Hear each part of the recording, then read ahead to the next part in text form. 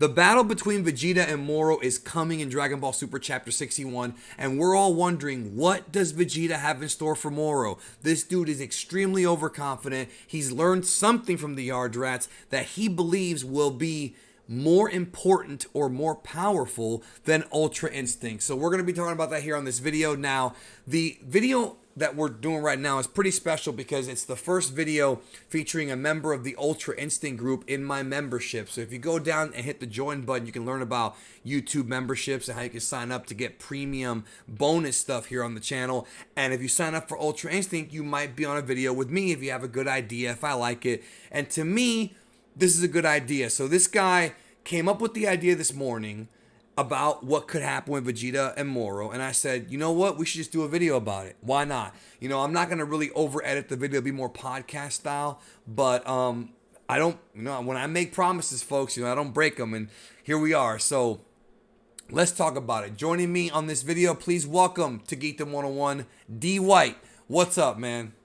What's going on, man? I appreciate you, taking a look at my idea, but I really thought this was a really good idea. What could potentially happen in Vegeta versus Moro?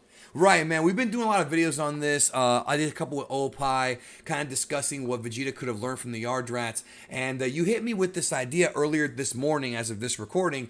And I was like, interesting about how Vegeta could possibly learn some kind of elemental power. You know, because the whole thing with beating Moro is not just physical, he's very powerful, but also he has hacks. That's the problem. He can suck out your energy, pause. And so, how do you stop that? You were saying something that's kind of philosophically interesting, which is, what if Vegeta learned how to reverse nature on him? So could you elaborate on what you think is going to happen and what this elemental power you speak of could be? Okay, so Vegeta, he learned spirit control from the Yard Drax. Spirit control can be anything from learning instant transmission to, you can clone, become giant, and it kind of like splits the user spirit, in between how you actually use it. So for how Vegeta would actually split his spirit control, he would kind of like bend the elements of the earth. So for example, you have, maybe Moro is like throwing some lava or raising lava off of the ground. That can be Which we've seen him do that in previous yeah, chapters. Yeah.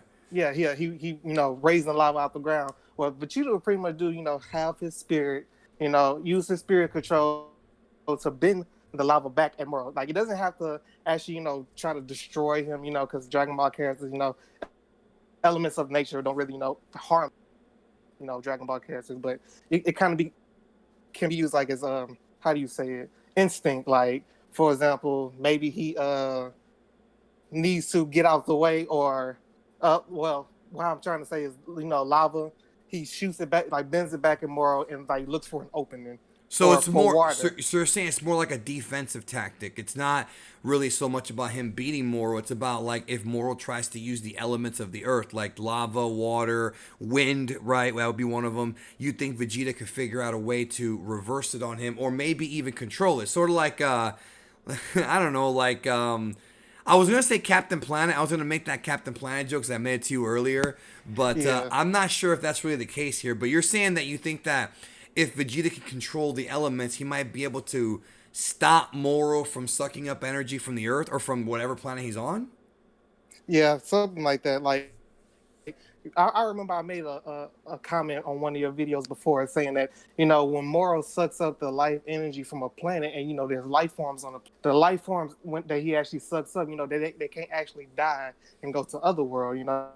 It's kind of like the soul is just still in it. So maybe like Vegeta can like feel the spirits of all the lives that Moro actually took from sucking up the planets, and like kind of use and bend their spirit energy to actually go back in Moro. Because what if Moro actually gets the upper hand on Vegeta and actually takes some of his energy, and he could just use the spirit control to gain that back. Like, it's not like, it's kind of like the game. It's like kind of like Genki. Like, spirit is like separate Right. from like life energy and everything. So Right. that's how. No, yeah, for sure. No, what were we gonna say? Sorry. Oh no, go ahead. No, I was gonna say that, like, and actually, what you're talking about, does have a precedent in Dragon Ball, even though it hasn't been discussed for a while. But Yeah. way back in Dragon Ball, like way back in the Piccolo arc, and I guess this was pretty much retconned by Toriyama and by Toei. But what they said was that if you were killed by a demon, basically Demon King Piccolo or one of his Yeah. minions, Tambourine, drum, piano, you don't go to hell. You actually Yeah. your spirit stays on Earth like restless. Like that's the way it was described. And they haven't used that in a while. Like I feel like when they got to Z and Goku died and went to the other world, even though he was technically killed by Piccolo, who was the He was saying, yeah. right, yeah, the reincarnation of a demon. He went to the other world, so I guess Toriyama changed his mind on that. But here you're saying they could bring that back, and then in fact have. So what you're saying is that's interesting. That's even better. What you're saying is that Vegeta could actually harness the power of actual spirits. So spirit Yeah. control is not just energy. You're talking about actual spirits, like actual Yeah. like ghosts almost. So you're saying Vegeta Exactly. can not Super Ghost Kamikaze Attack, which by the No, way no. I did do a technique guide on it recently. No, you're talking about like he uses it like to formulate energy to fight Exactly. Moro. Exactly. That's exactly what interesting. I'm saying. I wanted to ask you because I've seen people lately talk about how they don't think Vegeta's even going to win the fight. Like I've had a lot of people think that Moro's still going to win, and I think some folks are kind of. I think the reason for that is because of Resurrection F. I think people are like Toriyama and Toei have trained Dragon Ball fans to never expect Vegeta to win, to tease a Vegeta win, but never really expect them to win to beat, the final boss or whatever. And Resurrection F was the closest we came. Goku fights Frieza, then Vegeta fights Frieza, tears him apart, and then he's just about to get the kill, and then boom, like something happens. Yeah, Frieza blows up the Earth. So, I mean, do you think there's a possibility that even if Vegeta uses the elemental power, that he won't win? And if that's the case, then how are they going to beat this guy? I do believe Vegeta will actually beat Moro with this technique because it's all about strategy. Like bending the elements, like I said, it's not about just physically just trying to destroy. I'm sorry, throwing my block, 'cause remember- you cut out there. Say it again. You said bend the elements is what?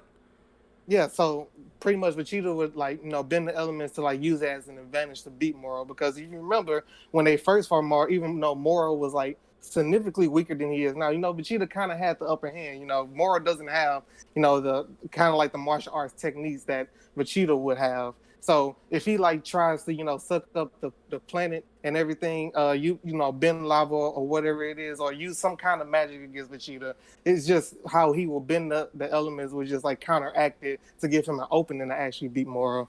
But if he can't beat Moro, I really don't have an explanation on how he could, unless he uses some another power of what spirit control can actually bring to the table. I know if you have spirit control, you can probably basically clone yourself, or you become giant. You can even heal. Well, those are the Yardrat powers, you mean? Yeah. Yeah. Right. Yeah. So he probably could have learned all of that from them, because that's. Well, you wait. I'm sorry. If it doesn't, you cut out there. Say it one more time. He can use any of those powers, because he probably already has, and those probably just the basics. But bending the elements, he probably actually learned as he was training with the Yardrats to, use it against his advantage. Because it was interesting that Moro actually had used his magic. It was kind of like a different fight and a different, fighting style from when they first fought them, and they actually had to think strategically to actually try to beat him. So yeah, he's the opposite of Broly. He's not just a brute. That's why I like the guy. He's not just a brute. Yeah.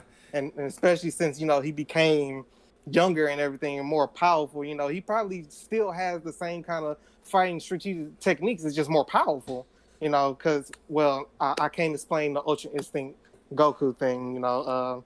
Mastery of self movement. He basically dodging everything without instinct, and Moro still found a way to beat that. So he still could find a way to beat Vegeta. He's a tough guy. He's a tough guy to beat, bro. Because I've actually talked to a couple of people. I gotta reset my mouth there.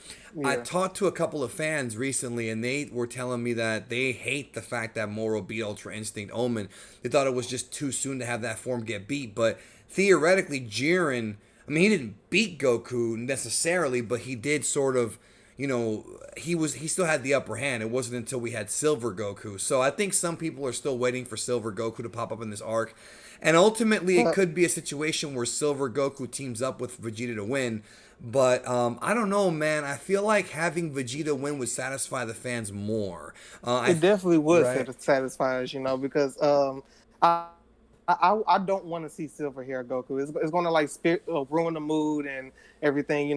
Like, oh, they brought this back too fast. So what actually can beat Master Ultra Instinct Goku? I like that they brought back the sign. I like that they had it beat. Because it gives us like, how do we actually beat this guy? It makes it think outside of the box, like I'm currently doing now with the whole spirit control and bending of the elements and everything.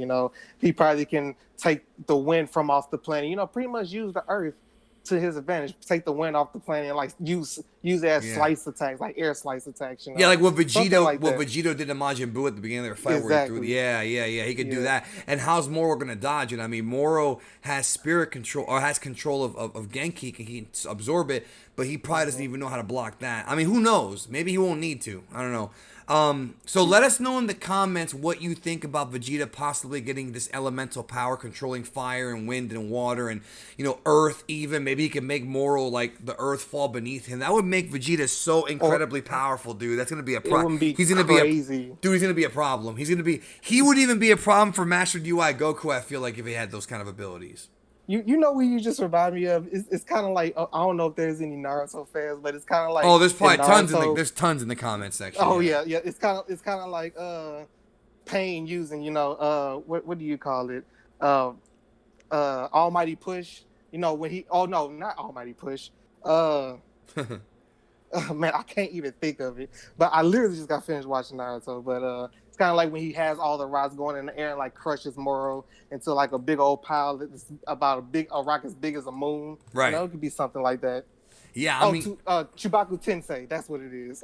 well, Swag Kage, I'll tell you about that because Yeah. I have not gotten to that part of Naruto yet. So that's Oh wow. foreign to me. You got a Yeah. lot of catching up to do. Oh, do I? I actually regret not watching Naruto when it first aired. I should have because I would be doing videos on Naruto and Dragon Ball. I would be doing what Swag Kage does. I'd be doing both Dragon Ball and Naruto. But whatever, man. He's the master of Naruto, and I'm a student. Naruto.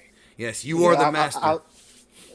I love Naruto just as much. So, yeah. Right. Shout out to Swag Kage. I love that man too. Right. He's a good dude, very good YouTuber. So again, folks, let us know in the comments what you think about Vegeta attaining elemental power. Again, he might be a bit OP with this one, but they're again, it's Dragon Ball, man. Guys get stronger, then the next villain figures out a way to get around it. That's why when UI Omen got surpassed by Moro, it didn't hurt my feelings because we knew it was going to happen eventually. Was it too soon? Yeah, maybe, but it always happens like this in Dragon Ball. Super Saiyan 2 is the best form, then it's useless. Super Saiyan 3, then it's no good. And I don't think any of the Yeah. forms are useless, but there's always something higher. So Always. always, man. Don't forget, Journey to the West, which is what Dragon Ball was based off of, has Sun Wukong has like 50, I think 100 transformations or something like that, bro. So Goku still has a lot of catching up to do. But thank you, D White, for being here, bro. Appreciate you having me on, man. Absolutely. Check out these videos that you see on your screen right now, folks, and we will talk to you soon.